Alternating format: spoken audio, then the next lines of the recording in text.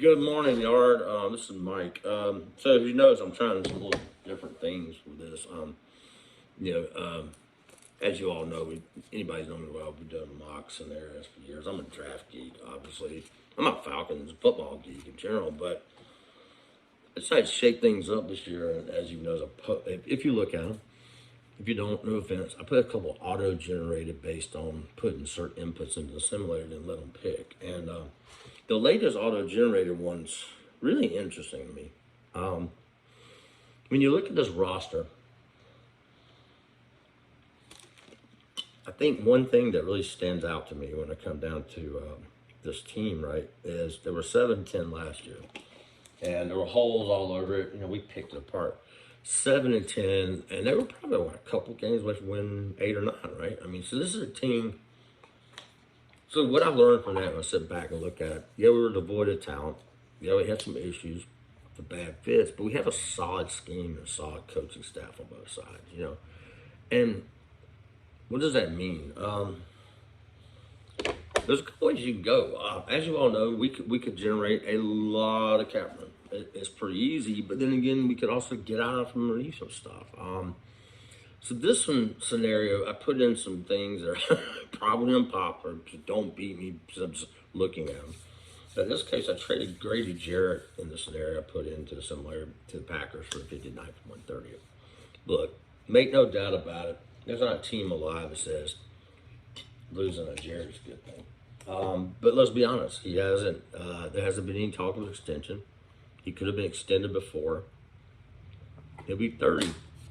Maybe Jarrett doesn't even want to be here. You know what I mean? Especially after watching Aaron Donald.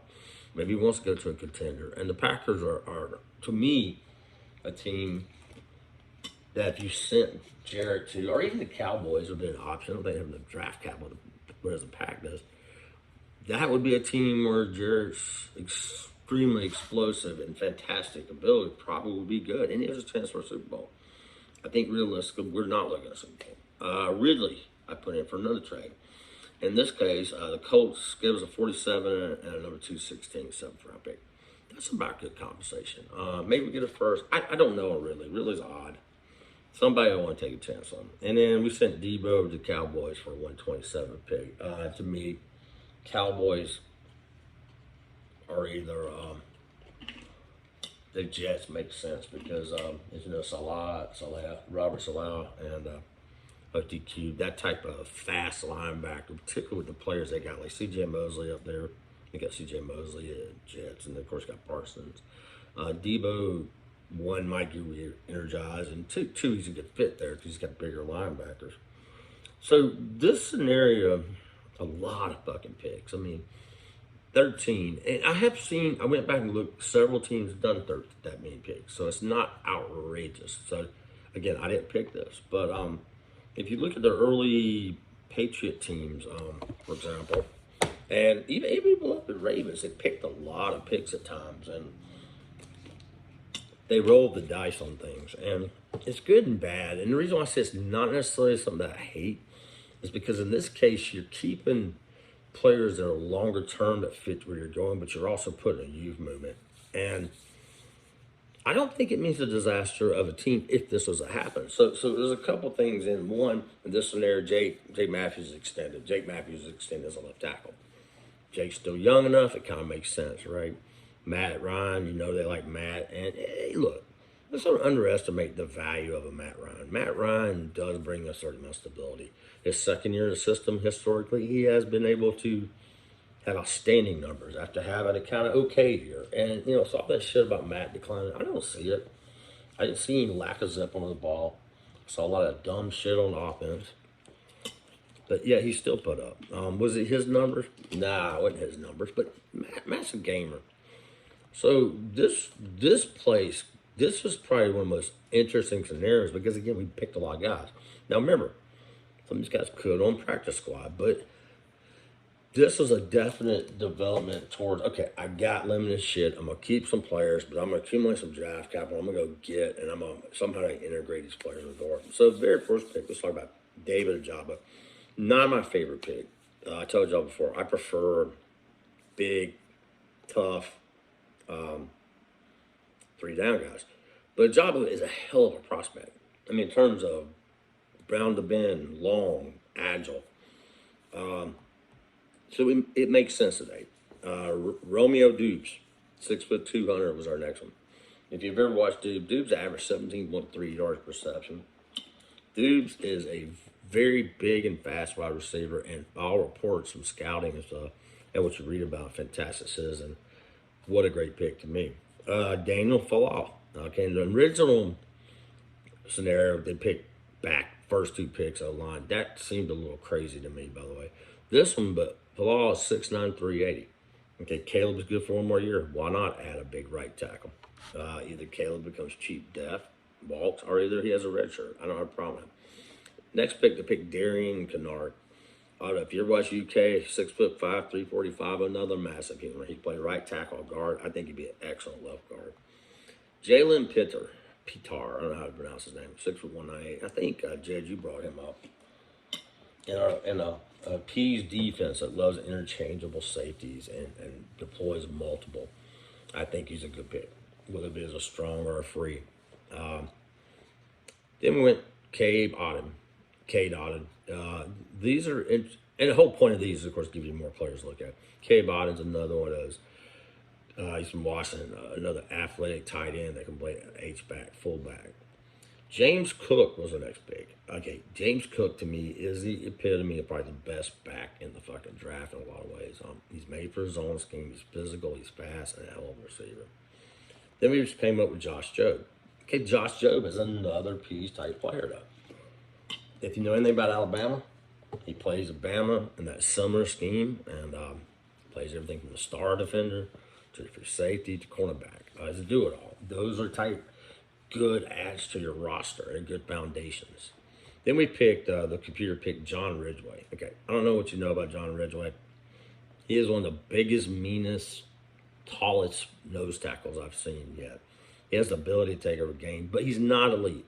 He's that guy like in a P scheme that wins by brute strength and power. And there's nothing wrong with that, especially that late in the thing. Then we picked DeMarco Jackson. The computer picked him. Jackson's kind of on my radar. He's a downhill 6 foot by 235, very well built guy.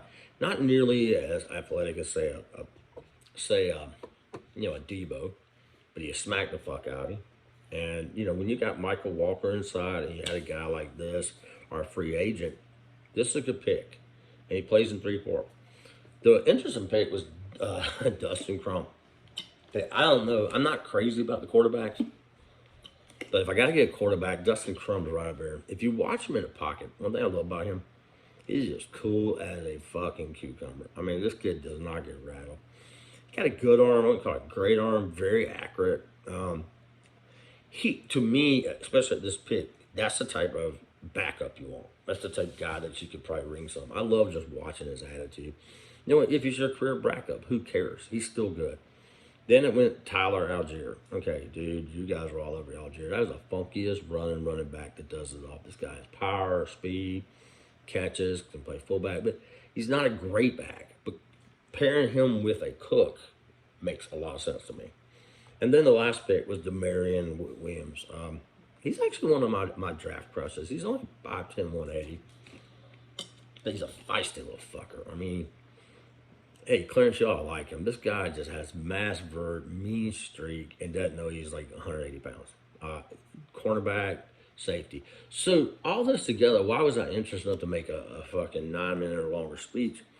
So this is a strategy when you look at this. And I'm actually just doing these to show you prospects. Remember that. But when you look at what we have, see, you got these contracts, right? Davison, out of here, right? Tyler Davis. I don't think anybody fucking question that.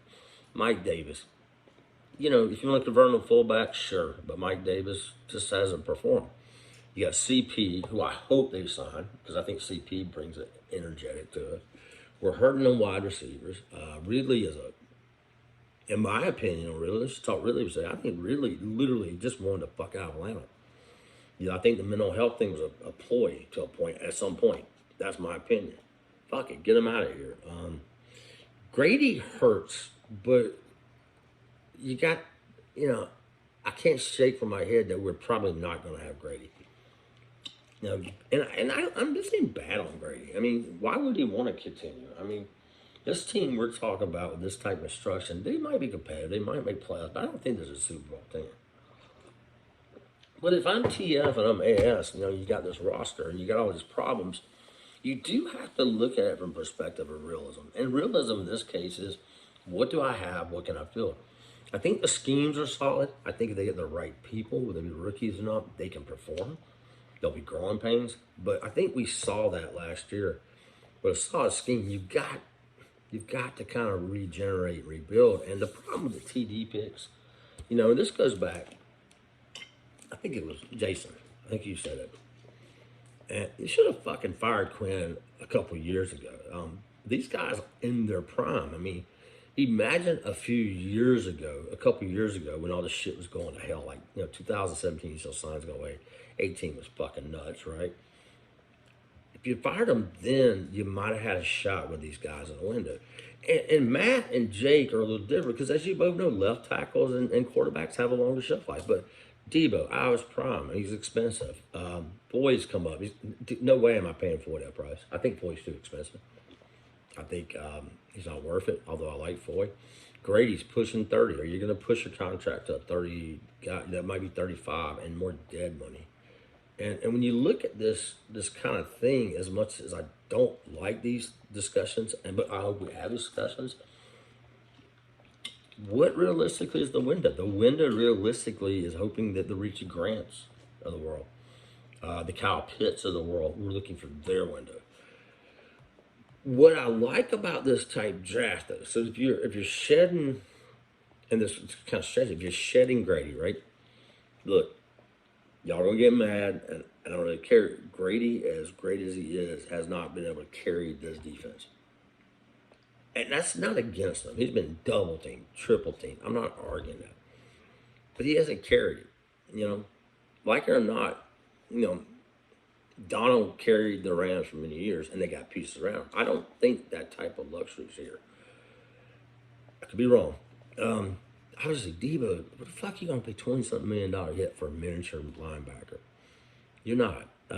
Jake, you can stand out, make it reasonable. Again, Matt, you know, and look, TF and AS both have experience working with experienced quarterback. And look, Matt can play till he's 40, you know, or you'll have some dead money in out years. I think it's a time thing. But when you look at what we got, so I'm going to repeat the players because it's a big one. So you got David Ojabo, fucking great player, is going to need some beef on him, but dude, you can't argue his ability. You can't. He's really talented. He's really fast. He's really flexible. He's really long. Romeo Dubes should be able to start pretty quickly. Again, bigger wide receiver. Okay, back to what you always say, Cocky. You want a linebacker, edge that's badass. You want to have a wide receiver. Now you got a core. And we also have Pitts. So you got two dominant wide receivers. That's a big deal. Think about that. Now your O-line, if you look at both those Titans and Saints rosters, and even New England, and even the Ravens, what do? They stock up on O-line picks. So let's say Caleb is great. They want to keep him for a reasonable thing. There's never a bad thing having talent behind him. I think Caleb is a goner, either this year or the next. I'm not a big Caleb fan. You cannot convince me. I've watched this fucking thing. I don't give a shit that he can run a fucking 20-yard dash fast. The guy's a dumbass. Kennard, and adding the Kennard piece, and you already got Mayfield, who has seasoning now. Now you're getting critical depth. You got Dahlman. So you see where I'm going? Depth is looking better. Add in a Pitter. Let's talk second. Pitter, Job, right? And let's assume Demarion Williams makes sense. Now all of a sudden, I've got a rounded out critical depth of players. And notice these players all fit that height, weight, tangible, played in the same type of schemes that you know Pease likes. We know they fit. Running backs for a second. Say it's James Cook. Let's say you keep keep Davis, or you put CP like he was, or you even keep Austin.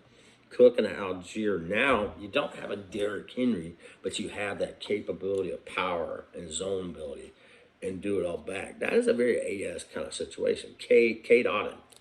Adding an inline 6'5" athletic tight end makes sense. Why pay Hurst? Move him down the line, right? So I'm continuing. I'm going somewhere. That's a bear. John Ridgeway. Dude, anybody's followed the Ravens, the Patriots, and all that, even the Titans, they love big, mean interior D linemen. He probably makes the team. It may take a long time. He's going to make the team. He brings that size, right? That's a big deal. DeMarco Jackson. Okay, I would probably like more linebackers. I'm a linebacker freak, but adding the 6 foot, 240 linebacker. Now you also got 6'1", 240 Michael Walker. That looks more like a Peach defense. He does have those guys as inside linebackers. So let's don't forget, Walker also go out there. These are all durable, doable players that fit within the scheme. Crum, okay, if he's there, why not? Does it hurt? Maybe you keep Franks too as well. But my point is, when you've done this, so you've shed Grady's, you've extended Jake, you extended Matt. Those are kind of strategic extensions. Let's say we extend Matt for 4 years. He probably won't see the entire 4-year contract, or he could, right? It is not unusual for a quarterback to retire and you'll have dead money. Okay, fine. Push some of that dead money, but you won't have a ton of dead money. That's the point. Jake could see the end of his contract. Again, those are strategic. So with that type of cap we're generating now, let's say we generate, I think, dude, I'm going to leave the cap to you guys. So if I butcher it, Jed and Jason, don't bust my ass, but let's say you got $50 million in cap room, right? In this draft, okay? You've only got so much money. What if Cam Jordan comes available? Let's just throw that out. What if Cam fucking Jordan comes available? That's a hell of a damn signing for a short term. Maybe Chandler Jones, Clowney. Clowney still gets pressure. He's still got size. He's still that guy. But now you got a Jabo too. Now you've got kind of a nucleus, right? Does that make sense? Marcus Williams, my dude. Let's say, you can get Marcus Williams with the kind of guys we just augment our secondary to. Now, all of a sudden, you have a secondary. AJ Terrell, Grant. Darren Hall is good. You just add a little ice into the cake. O-line got cheap. I mean, your next big bill in O-line. But what if you go to proposal? So I guess all I'm saying is think about it. I'd like to hear your strategies, what you guys think. Over.